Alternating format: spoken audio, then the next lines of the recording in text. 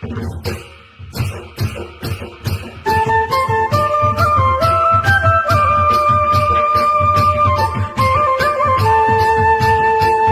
हजारों अधिक नृत्यशिल्पीয়ে झुमुर नृत्य प्रदर्शन करी गढ़िब इतिहास। हमने बनाया है दुनिया का पहला बैगलेस टी। उसका मतलब हमने इस टी बैग से पूरा बैग ही हटा दिया है। और हमने हमारे पेटेंट पेंडिंग टेक्नोलॉजी के द्वारा जो टूलीज एंड बर्ड को बंच बना के उसमें कॉटन थ्रेड अटैच करके उसको कंप्रेस करके कुछ ऐसा बनाते हैं। 200 বছৰ সম্পূৰ্ণ কৰা অসমীয়া চাহপাতৰ ক্ষেত্ৰত নতুন উদ্ভাৱন অসমীয়া যুৱকৰ। নমস্কাৰ, মই বাবা প্ৰণৱ স্বাগতম জনাইছো আজি আপোনালোকক আমাৰ অন্য এটা ভিডিঅ'লৈ। চাহপাতৰ জানিবলগীয়া ইতিহাস আছে। পোনপ্ৰথমে চাহ খেতি আৰম্ভ হৈছিল চীন দেশত।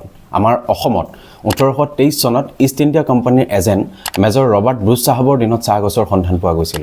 1839 চনত ইষ্ট ইণ্ডিয়া কোম্পানীয়ে প্ৰথমবাৰ অসমত চাহ খেতি আৰম্ভ কৰিছিল।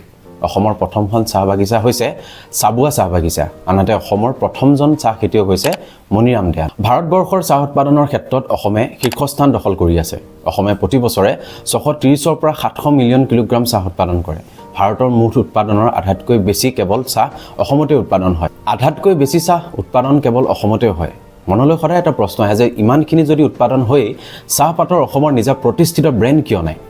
চাহপাতৰ ব্ৰেণ্ড বুলি ক'লে সদায় টাটাৰ কথা মনলৈ আহে। আমি ৰেড লেবেলৰ কথা জানো, কিন্তু 200 বছৰ অতিক্ৰম কৰাৰ পাছতো আমাৰ অসমৰ নিজা ব্ৰেণ্ড এতিয়ালৈকে প্ৰতিষ্ঠিত নহয়। 1983তে টাটাই সৰ্বোচ্চ বিনিয়োগ কৰি ভাৰতবৰ্ষৰ লগতে আন্তঃৰাষ্ট্ৰীয় বজাৰ দখল কৰি আছে, যাৰ ফলত তীব্ৰ প্ৰতিযোগিতামূলক বজাৰত অন্য কোম্পানীয়ে সাহস কৰিব পৰা। 2000 চনৰ পৰা ক্ৰমাৎ ভাৰতবৰ্ষত গ্ৰীণ টি জনপ্ৰিয় হ'বলৈ ধৰে। ডাঙৰ ডাঙৰ কোম্পানীয়ে গ্ৰীণ টি প্ৰস্তুত কৰাৰ লগতে ক্ষুদ্ৰ ক্ষুদ্ৰ চাহ উৎপাদকসকলে প্ৰস্তুত কৰি বিক্ৰী কৰিবলৈ আৰম্ভ কৰে। গ্ৰীণ টিৰ ক্ষেত্ৰতো টাটাৰ কোম্পানী টেটলিয়ে বজাৰ দখল কৰি আছে। গ্ৰীণ টিৰ পেকেটবোৰ প্ৰস্তুত কৰোঁতে প্লাষ্টিক বেগ ব্যৱহাৰ কৰা হয়। এই প্লাষ্টিক বেগৰ বিকল্পৰ সন্ধান কৰোঁতেই অসমৰ শিৱসাগৰ জিলাত উপমন্যু বৰকাকতিয়ে জন্ম দিলে উলাহ টিৰ। আজিৰ পৰা 4 বছৰ আগতে জন্ম লাভ কৰিছিল উলাহ টি। প্লাষ্টিক বেগৰ বিপৰীতে প্ৰাকৃতিকভাৱে চাহপাতকে বেগৰ ৰূপ দিলে।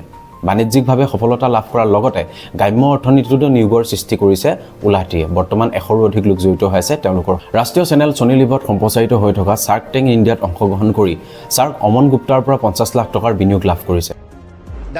Good, thank you so much. दिल पक्की। Thank you so much. অসমবাসী উলাহ টিৰ এই সফলতাত আনন্দিত হোৱাৰ লগতে বহু উদ্যমীক উলাহ টিয়ে বিশ্বাস জন্মাইছে নিজৰ সপোনৰ ওপৰত দৃঢ়তাৰে বিশ্বাস কৰিবলৈ। অৰ্থনৈতিকভাৱে উলাহ টিয়ে ৰাষ্ট্ৰীয় পৰ্যায়ত চৰ্চা লাভ কৰাৰ লগতে অসম চৰকাৰৰ প্ৰচেষ্টাত 24 ফেব্ৰুৱাৰী তাৰিখে গুৱাহাটী সৰুসজাই ষ্টেডিয়ামত 8000ৰো অধিক নৃত্যশিল্পীয়ে ঝুমুৰ নৃত্য প্ৰদৰ্শন কৰিব, যি হ'ব এক নতুন ইতিহাস। কালিৰ দিনটোলৈ সকলোকে জনালোঁ অজস্ৰ শুভকামনা।